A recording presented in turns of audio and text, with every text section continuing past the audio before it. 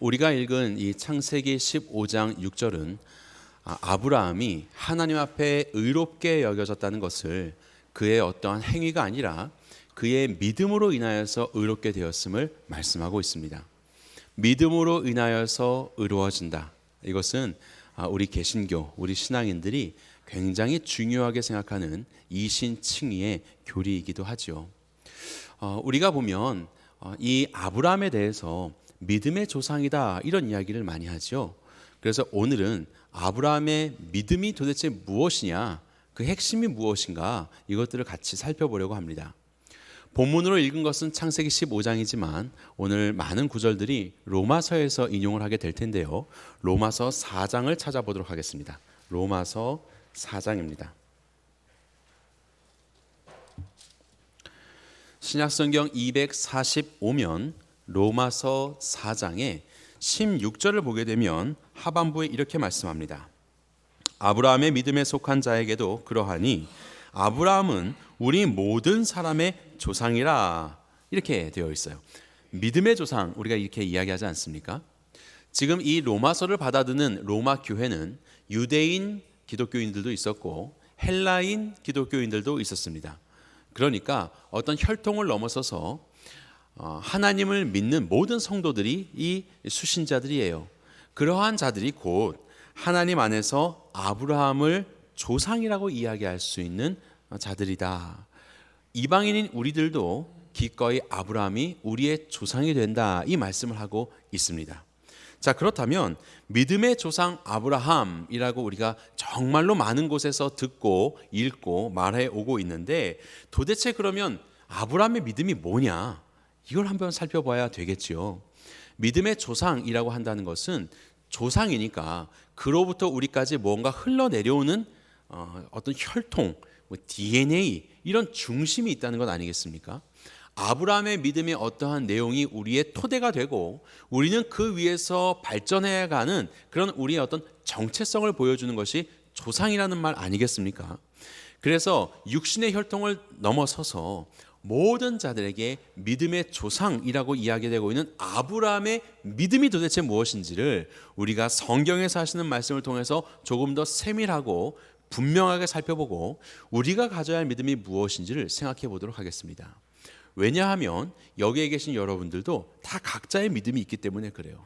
그래서 여쭤보면 하나님에 대한 믿음을 나름대로 한 문장씩은 다 말씀하실 수 있어요. 하나님은 내 삶을 인도하시는 분이십니다. 하나님은 나에게 지혜를 주시는 분이십니다. 능력을 주세요. 때에 따라 공급해 주시고 관계들을 붙여주시는 하나님이십니다. 하나님은 말씀으로 말씀하시는 하나님이십니다. 하나님은 찬양 가운데 큰 권능으로 세임 주시는 하나님이십니다. 여러분들의 인생에 그 하나님 다 있으시죠? 무언가 한 가지 정도는 내가 분명하게 말할 수 있는 그 하나님의 경험과 그 진술이 있으시지요. 바로 이러한 것들의 다양함 속에서 모든 성도들이 믿음의 조상인 아브라함이 가진 그 믿음의 핵심이 무엇인지를 알고 우리가 따라야 할 그것이 무엇인지를 같이 살펴보는 시간을 갖도록 하겠습니다. 자, 먼저 그러면 아브라함은 무엇을 믿었는가? 그러니까 아브라함의 믿음의 내용과 그 핵심이 뭐냐라는 것입니다. 먼저 결론부터 말씀을 드리면 아브라함은 부활의 하나님을 믿었습니다. 이것이 아브라함의 믿음의 핵심이에요. 아브라함의 믿음은 많은 것들로 열거해 볼 수 있겠지만 그 중에서 부활의 하나님을 믿었다. 이것이 아브라함의 믿음의 핵심입니다. 자, 여러분들이 가지고 계신 성경책 로마서 4장 17절을 보도록 하겠습니다. 17절을 보면 기록된 바 내가 너를 많은 민족의 조상으로 세웠다 하신 것 같으니 그가 믿은 바, 여기서 그가 누굽니까? 아브라함이에요. 아브라함이 믿은 바 무엇을 믿었냐면 하나님은 죽은 자를 살리시며 없는 것을 있는 것으로 부르시는 이라는 것을 믿었습니다. 단순히 하나님이 살아계시고 하나님이 기적을 베푸신다라는 것을 믿는 것뿐만이 아니라 성경에서 말씀하고 계시는 아브라함의 믿음 바는 죽은 자를 살리시며 없는 것을 있는 것으로 부르시는 이로써 믿은 거예요. 하나님이 아브라함을 택하시고 그에게 약속하시죠. 내가 너의 자손들에게 이 땅을 주리라. 너의 자손들이 무별보다 더 많아지고 바다의 모래알보다도 많아질 것이다. 약속하셨습니다. 그런데 우리가 아는 것처럼 아브라함에게는 자식이 없었습니다. 그럼에도 불구하고 하나님의 약속을 믿고 순종하여서 그 말씀을 따라갔고 라고 성경에서 말씀하고 있어요. 아무것도 없지만 하나님을 믿은 겁니다. 무에서 유를 만드시는 것, 죽은 자도 살리실 하나님. 그래서 아무것도 없는 자신의 인생 가운데 주신 그 말씀을 따라서 갔고, 그리고 우리가 아는 것처럼 지난주에 살펴본 이삭의 이야기, 모리아 산에서 하나님이 이삭을 바치라고 말씀하실 때 어찌된 영문인지 아브라함은 조금도 고민하지 않고 아침 일찍 일어나서 정말로 사람을 때울 수 있을 정도로 땔감을 준비해서 나무를 캐다가 나무를 준비해서 그 이른 아침에 모리아 산으로 향하게 됩니다. 우리 같았으면 조금 민기적거리면서 게으름 피우고 좀 늦게 갈 수도 있겠지만 아브라함은 그렇게 하지 않았어요. 도대체 아브라함은 어떠한 결론에 이르렀기에 이렇게 명확하게 하나님의 말씀을 순종할 수 있었는가?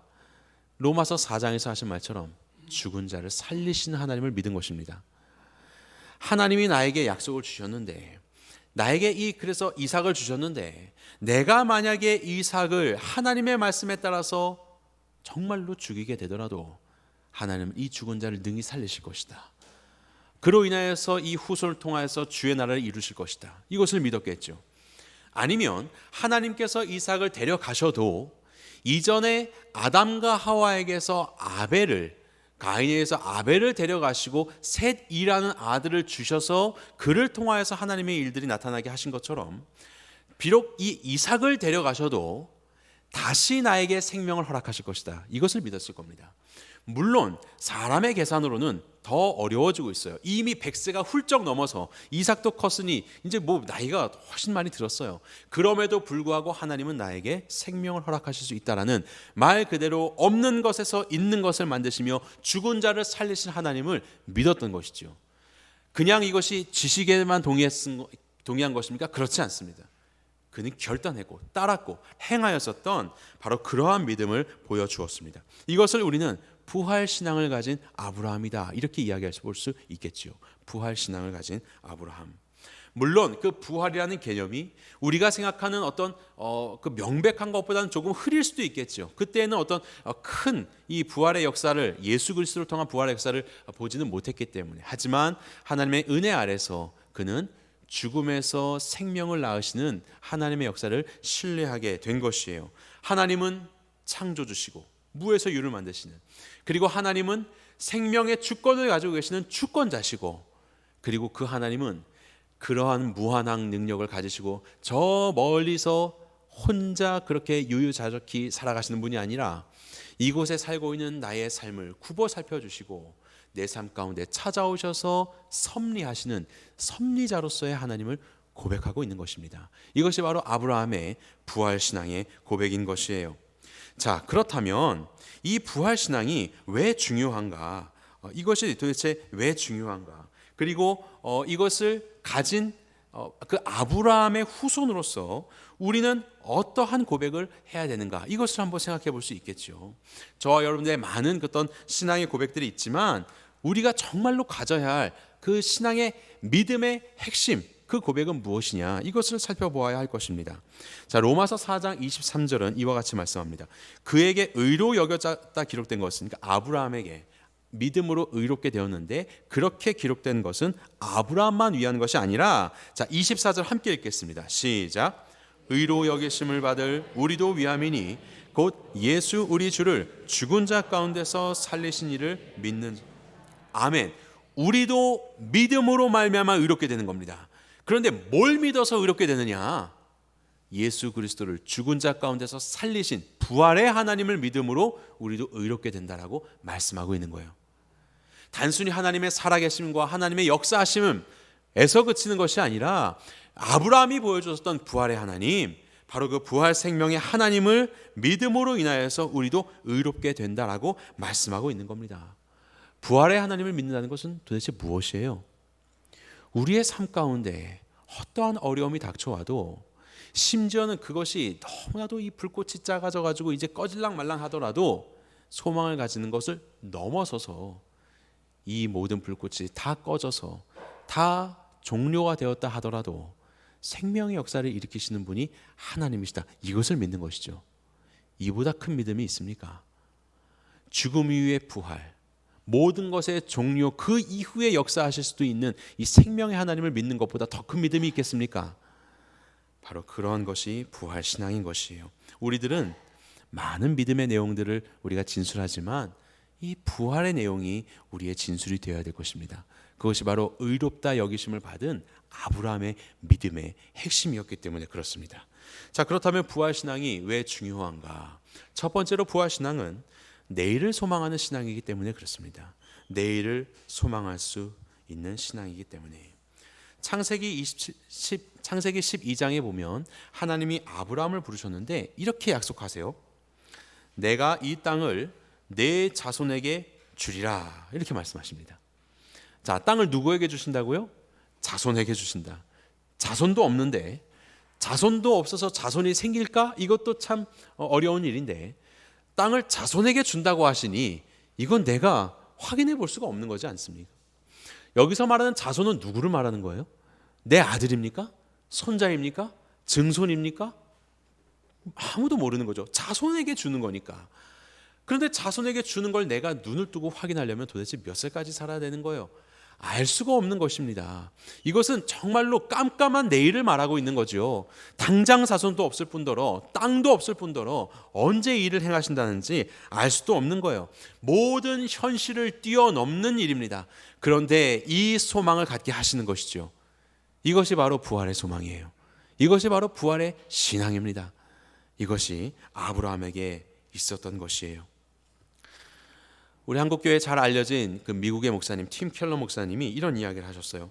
예수 그리스도께서 죽은 자 가운데서 다시 살아나셨음을 믿는 것보다 더 큰 희망은 없다. 여러분 아멘 되십니까? 예수님이 죽은 자 가운데서 살아나셨다. 모든 절망과 종료의 상황에서 생명을 일으키셨고 그 생명으로 오늘을 사신다. 이 사실보다 더 큰 희망은 없다. 예수 그리스도의 부활이 생명의 승리를 말씀하신 것뿐만 아니라 우리의 죄를 위해서 죽으셨기에 우리의 죄값을 치러주시고 우리에게 영원한 생명을 주셨다는 확증이 되었지요. 그래서 예수님의 부활보다 우리에게 큰 소망은 없는 것입니다. 바로 이것이 함께 아멘 되시는 우리가 되었으면 좋겠어요. 아멘. 이것이 아주 큰 믿음이고 가장 위대한 믿음이에요. 자, 두 번째로 부활신앙이 중요한 것은 바로 내일만이 아닙니다. 부활하면 내생만 얘기하고 그렇지만 그렇지 않고요. 이것은 금생에서도 유익이 있습니다. 오늘을 겸허히 사는 신앙이 되기 때문에 그렇습니다. 죽음뿐만이 아니라 죽음 이후뿐만이 아니라 오늘을 사는 삶에서도 강력한 영향을 줍니다. 왜냐하면 부활하신 능력자이신 예수 그리스도께서 지금도 살아계셔서 우리의 삶에 함께 하시기 때문이에요. 내 삶의 주인 되시기 때문이에요. 섭리하시는 주님으로서 함께 하시기 때문에 우리는 오늘을 살아가는 이 우리의 신앙에서 하나님이 기뻐하시는 신앙으로 온전히 우리의 삶을 드릴 수 있는 것이에요. 겸허하다라는 말에 대해서 이것은 낮게 엎드리고 빌허자 비운다라고 말씀을 드렸습니다. 정말로 하나님 앞에 겸허하게 우리를 낮추며 나의 것들을 비워내며 내 모든 의심과 두려움과 무서움과 그 모든 세상적인 세상이 속이는 그런 마음들을 다 드러내며 하나님이 주시는 마음으로 채울 수 있고 그 진정한 소망으로 살아갈 수 있게 하시는 것이지요. 오늘날 많은 교회들과 많은 성도들은 부활신앙을 말합니다. 우리 성경의 핵심 부활 없으면 우리의 것은 아무것도 아니다. 얼마나 많이 우리가 확인하면서 있습니까? 고린도전서 15장을 통해서도 부활장을 통해서도 부활절마다 강조하고 있는 내용인데요. 정말로 한국 교회가 이 부활신앙을 가지고 오늘을 살아가고 있는가?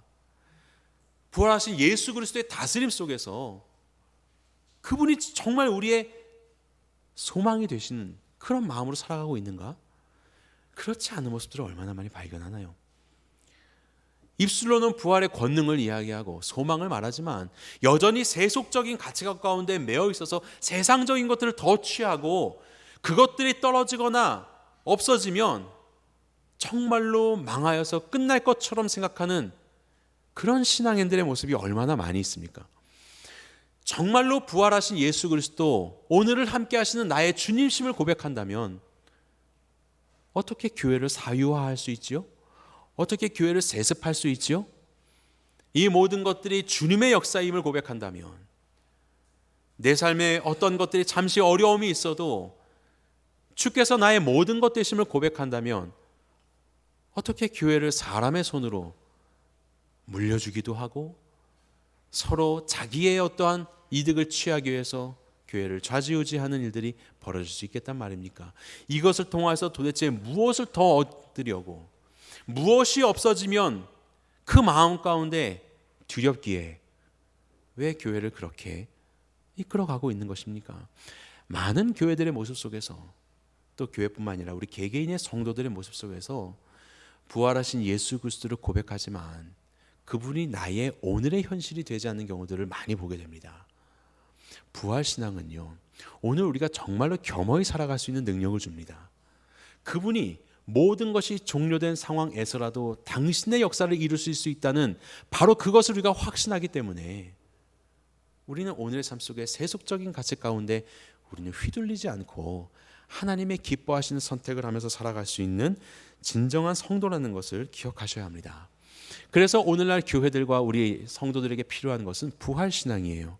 하나님의 인도하심과 공급하심과 함께하심 다 좋은데, 정말로 아브라함이 우리에게 주신, 아브라함으로부터 우리가 부여받은 그 믿음의 조상이 가지고 있는 믿음의 핵심, 부활의 하나님을 믿는 것, 그리고 그것이 확증되어 드러난 예수 그리스도의 부활하심을 믿는 것, 그분이 나의 주인 되심을 믿는 것, 이것이 우리의 믿음의 내용이 되어야 될 것입니다.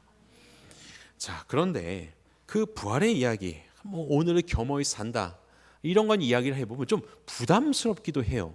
여전히 우리의 삶은 여전히 세속적인 가치관 가운데 우리의 마음을 빼앗길 때가 많기 때문이에요.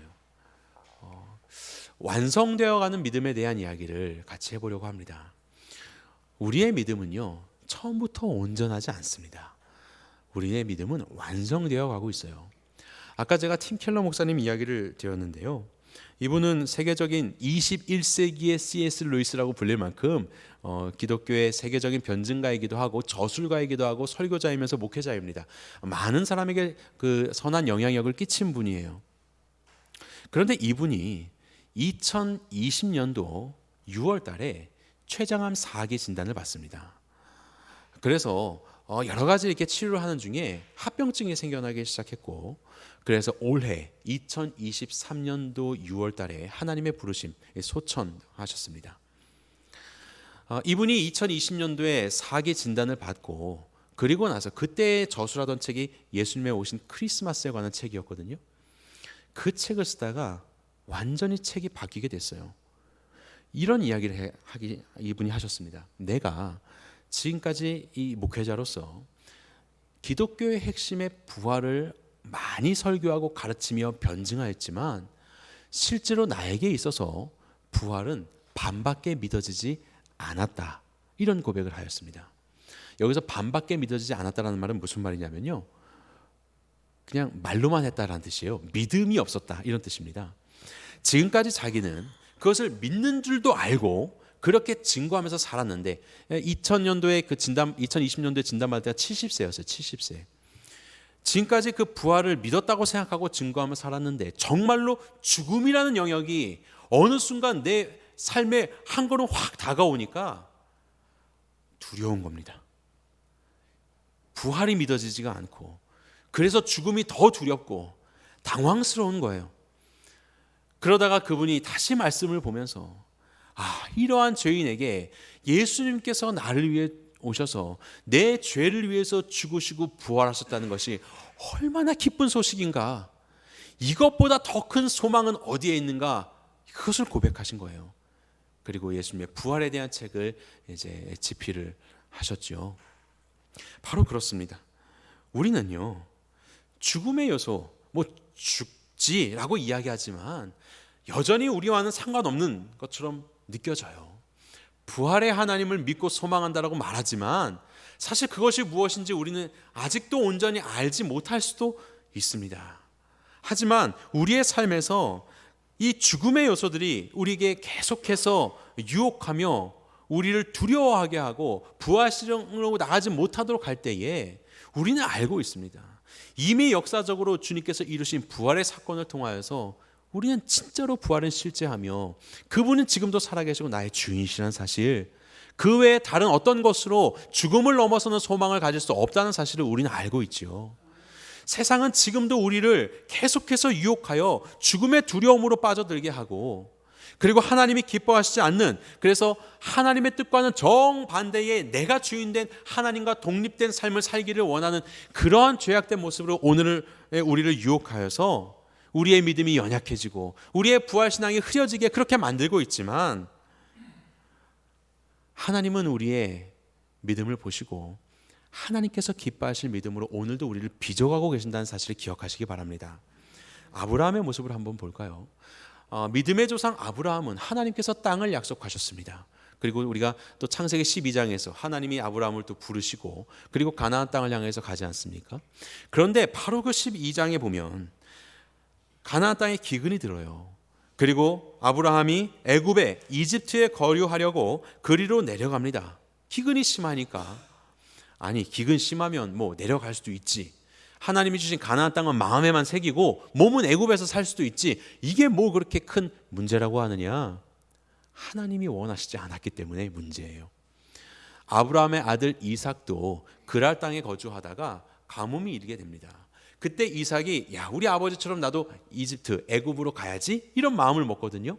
그때 하나님께서 이삭에게 나타나셔서 말씀하세요. 너 애굽으로 가지 마. 네가 있어야 할 곳은 이 땅이야. 그래서 하나님이 주신 땅에 그냥 머물렀습니다. 그런 일들이 이후에 일어나거든요. 그것을 보았을 때 아브라함이 애굽 땅으로 가는 것은 하나님이 원하시지 않는 것이었어요. 그것이 비록 눈앞에 기근이 온다 할지라도 하나님이 주신 땅을 지키고 그곳에 머물러 사는 것이 하나님의 뜻이었죠. 그런데 12장이 부름받은 이 아브라함은 바로 거기에서부터 땅을 소홀히 생각하는 것을 보게 됩니다. 자, 그리고 C의 이야기를 해보겠습니다. 하나님께서 아브라함에게 자손을 주겠다고 약속하셨죠. 무자했었던 자에게요. 어떤 학자들은 이런 이야기를 합니다. 아브라함이 갈대아 우르에서 하나님의 부르심에 순종하여 떠날 때 조카인 롯을 데리고 갑니다. 그래서 많은 학자들은 이 아브라함이 자녀가 없으니까 롯을 자녀로 삼아가지고 자신의 소유들을 물려주기 위한 방편으로 데리고 갔을 것이다, 이렇게 해석을 하기도 해요. 그리고 이후에 보게 되면 아브라함이 이렇게 이야기를 합니다. 주께서 내게 씨를 주지 아니하셨으니 내 집에서 길린 자가 내 상속자가 될 것이라. 하나님 나에게 씨 말씀하셨는데 안 주시잖아요. 그리고 가만히 보니까 롯도 아닌 것 같고, 그래서 그의 그 집사 역할을 하고 있었던 종인 엘리에셀을 자기의 상속자로 삼으려고 하죠. 그럴 때 하나님께서 뭐라고 말씀하십니까? 아니야, 너의 씨로 말미암아 될 거야. 다시 씨를 말씀하십니다. 그랬더니 아브라함이 어떻게 합니까? 애굽 사람이었던 하갈, 사라의 여종이었던 하갈을 취하여서 이스마엘을 낳는 거예요.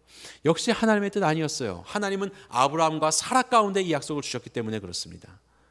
이렇게 씨에 대해서도 아브라함은 연약한 믿음, 부활의 믿음을 갖지 못한 모습을 우리가 보게 됩니다. 자, 그리고 이것이 또 제일 많은 부분에 차지하고 있는 부분인데요. 그것은 바로 자기 자신이에요. 자기 생명입니다. 20장 말씀을 보면 하나님이 나를 내 아버지의 집을 떠나 두루 다니게 하실 때에, 그러니까 맨 처음부터죠. 맨 처음부터 내가 아내에게 말하면서 단도리를 한 거예요. 뭐라고 했냐면 이후로 우리의 가는 곳마다 그대는 그대의 오랍이라 하라. 이것이 그대가 내게 베풀 은혜라. 하나님이 부르셔서 갈대아우로 떠나면서 그 모든 여정을 할 때마다 아내에게 말하는 거예요. 나는 당신의 남편 아니에요. 나는 당신의 오랍이에요. 이걸 왜 말하는 겁니까? 남편이라고 이야기했다가 자기의 생명을 누군가가 취하고 아내를 취할까 봐 자기가 살기 위해서 자신과 아내의 씨로 말미암은 하나님의 약속은 온데간데 없고, 자기가 살기 위해서 애초부터 길 떠날 때부터 아내에게 단도리를 시키고 있는 거예요. 그래서 창세기 12장에 보면 애굽 땅에 갔습니다. 거기서 바로왕을 만나게 되고 내 여동생 나는 오랍이 이렇게 이야기를 해요. 거기서 하나님께서 건져주시거든요. 그리고 나서 창세기 20장까지 이르러서도 그러한 아비멜렉 앞에서 내 여동생이요 나는 오빠입니다, 이렇게 이야기를 해요. 그의 여정 속에서 자기 자신의 생명을 보존하기 위한 그러한 하나님의 뜻과는 반대되는 그런 믿음의 연약한 모습들이 연거푸에서 이게 발견이 되고 있습니다. 이것이 바로 아브라함의 믿음이었습니다.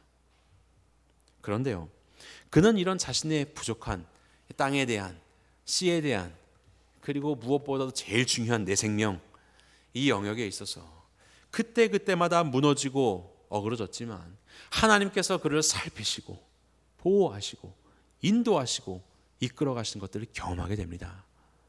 그러면서 그의 믿음은 진정으로 부활신앙으로, 하나님께서 아까 15장에서도 아브라함이 가진 것이 그 믿음이 의로 되었고, 우리는 그것을 신약을 통하여서 이것이 부활의 신앙이라고 말씀을 드렸지만, 너무나도 희미해져 있었고 자신조차도 뭔지 잘 알지 못했을 바로 그러한 신앙의 내용들을 하나님께서 그렇게 받으시고 바로 그러한 자로서 아브라함의 삶을 인도하고 계셨던 것을 보게 됩니다. 그리고 우리가 지난주에 살펴본 것처럼 창세기 22장에 자기의 생명보다도 훨씬 더 중요한 내 사랑하는 아들 독자 이삭을 하나님께 드릴 수 있는 진정 부활의 신앙으로 아브라함은 성장하게 된 것이죠. 그리고 그 믿음을 하나님께서는 기쁘게 받아 주신 것입니다. 이것이 바로 하나님이 행하신 일이에요. 아브라함은요, 로마서에 보게 되면 그가 백사가 되어 자기 몸이 죽은 것 같고 사라의 태가 죽은 것 같음을 알고도 이렇게 되어 있는데, 여기서 죽었다 이 말은 불임을 말하는 것이 아닙니다. 단순히 불임을 말하는 그런 용어를 쓰는 것이 아니라 이것이 네크로소라는 말이거든요. 네크로시스, 우리가 세포가 어떤 외부의 영향에 의해서 세포가 죽어서 괴사를 할 때, 세포가 죽을 때 이걸 네크로시스라고 하죠.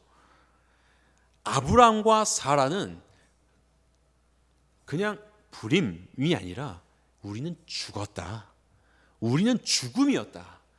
하나님께서 말씀하신 것처럼 범죄한 모든 인간은 반드시 죽으리라, 에덴에서 말씀하신 그 명령처럼 우리는 죽었다. 그런데 이 죽음에서 부활의 생명을 나타나게 하신 분이 바로 하나님이시다, 이것을 믿은 것이죠. 이것이 바로 아브라함의 부활신앙의 모습이에요. 이것을 히브리서 기자는 이와 같이 정리하고 있습니다. 우리 한 목소리를 읽겠습니다. 시작. 그가 하나님이 능히 이삭을 죽은 자 가운데서 다시 살리실 줄로 생각한지라, 비유컨대 그를 죽은 자 가운데서 도로 받은 것이라. 그래요, 이삭을 내가 하나님께 드려도 그를 살리실 것으로 믿은 놀라운 부활의 신앙으로 그는 성장하게 된 것입니다. 이것이 바로 하나님이 이끄신 거예요. 하나님이 아브라함을 이렇게 이끄신 것처럼 오늘을 살아가고 있는 저와 여러분들의 삶도 하나님은 이끌어가고 계십니다. 우리가 믿음의 조상의 아브라함의 믿음을 이야기하며 부활의 하나님을 믿는 것을 말하지만, 얼마나 많은 경우 우리의 삶 속에서 내일을 소망하기는커녕 오늘을 살아가는 것을 힘겨워하고 있습니까? 정말로 부활의 신앙이 내 안에 있는가? 오늘의 그 능력의 하나님이 나와 함께 하신다는 걸 내가 아는가? 이런 자책이 들 정도로 연약한 모습들이 우리 안에 발견될 때마다 아브라함의 삶을 인도하신 하나님의 이끄심을 기억하시기 바랍니다.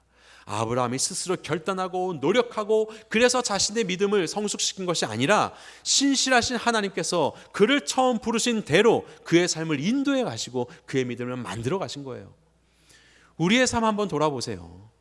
여러분들 이 자리에 계실 만큼 성숙한 분이셨습니까?